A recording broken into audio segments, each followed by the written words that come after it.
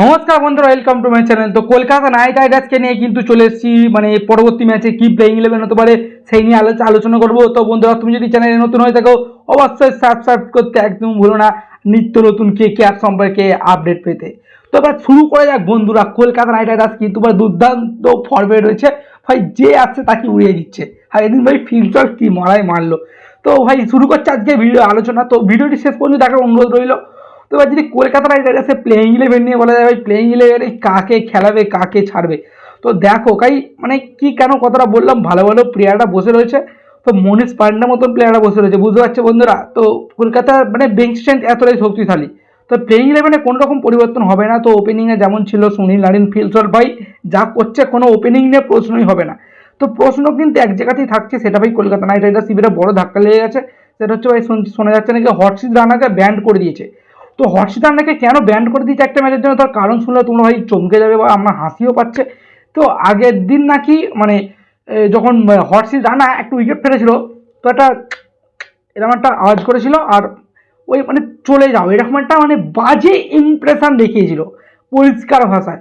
তো এইটুকুনে যদি বোলাররা যদি স্বাধীনতা না পায়, তাহলে খেলার মধ্যে ইমেজটাই ভাই কোথায়। তো শুধুমাত্র হর্ষিত রানার জন্য তার জন্য 100% ম্যাচ ফি কেটে নিয়েছে ওই অ্যাগ্রেশনের জন্য। এবং তার পাশাপাশি হচ্ছে কিনা একটা ম্যাচ ব্যান্ডও করে দিয়েছে, তো ওই মুম্বাইয়ের ম্যাচে। ভাই পরবর্তী ম্যাচটা মুম্বাইয়ের ম্যাচ। তো দেখো, আমি নাম ধরেই বলতে পারি, সেটা কিন্তু ভাই অনেকের খারাপ লাগতে পারে। তো নাম ধরে বলছি না, যে সমস্ত প্লেয়ার একবার জিপ বের করে একবারে কী বলবো অঙ্গভঙ্গি এত বাজে দেখায়, তাছাড়া এমন অ্যাটিটিউড দেখায় কিছু কিছু প্লেয়ার, এমনকি মাঠে গালিগালাজ শুধু করছে, তারা ইন্টারন্যাশনাল এত বড় বড় লেভেলের প্লেয়ার বলে ভাই তারা হচ্ছে সব কিছু মানে ছাড় পেয়ে যাবে। কিন্তু আর হর্ষিত রানা একজন সাধারণ আনকাপ প্লেয়ার বলে তারা কিন্তু 100% ম্যাচ ফি কেটে নিচ্ছে, এটা কিন্তু একদমই জঘন্য ব্যাপার। তো প্লেইং 11 কিন্তু পরের দিন হয়তো হর্ষিত রানাকে আমরা দেখতে পাবো না।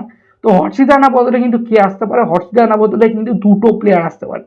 একটা হচ্ছে সাকারিয়া, চেতন সাকারিয়া, বাঁহাতি পেসার, সেও কিন্তু অভিজ্ঞতা সম্পন্ন পেসার, তাকে আনতে পারে। বা এটা কিন্তু বড় চমক দিতে পারে, ওয়াংখেড়ে স্টেডিয়ামে সাকিব হোসেনের মতন কোনো প্লেয়ারকে হয়তো নিয়ে চলে এলো। তো এই দুটো কিন্তু প্লেয়ার অপশান রয়েছে। তারপরে যেমন ছিল আগের দিন বরুণ চক্রবর্তী দুর্দান্ত ফর্মে ফিরে এসেছেন, কোনো কথাই হবে না। বরুণ চক্রবর্তী তিনি যে লেভেলে বোলিং করেছেন আগের দিন, সেই লেভেলে বোলিং করলে কিন্তু মুম্বাইয়ের অবস্থা খুব খারাপ হয়ে যাবে ভাই। এছাড়া ভাইবে বারোটা যে ধরনের সুইং করছেন, মানে অসাধারণ সুইং করে চলেছেন। তো এটাই ছিল। আর মুম্বাই নিয়ে কি কথা বলবো, মুম্বাইতে লবিবাজি চলছে, মানে খুব বাজে অবস্থা মুম্বাই। তো আজ ভিডিওটি এই পর্যন্তই। ভিডিওটি যদি ভালো লাগে লাইক করে দিও এবং চ্যানেল নতুন সাবস্ক্রাইব করতে একদম ভুলো না। তো আজ বাই বাই।